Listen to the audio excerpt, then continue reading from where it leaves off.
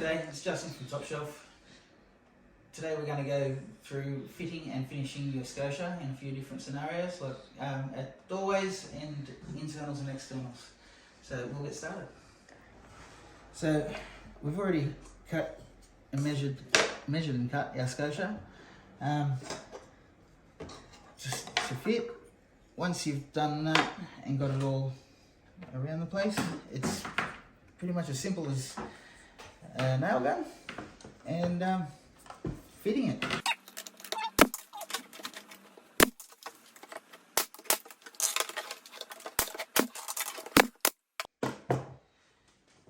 you can see, it's all fitted in there.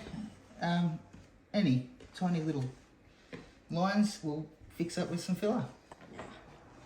So internals are all cut at 45. You'll find your externals, because of the metal trim in your wall, you may need to go to 46 to get them to meet nice. But other than that, it's pretty straightforward. And we'll just use a bit of caulk to fit our corner and to fill our nail holes and things. A little bit in there.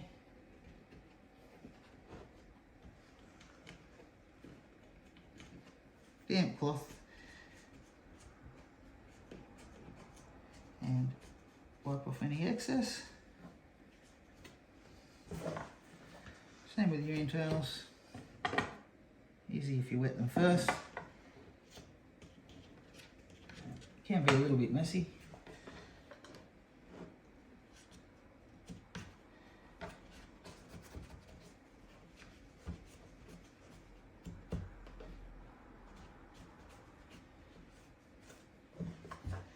Internal filled, nail holes filled,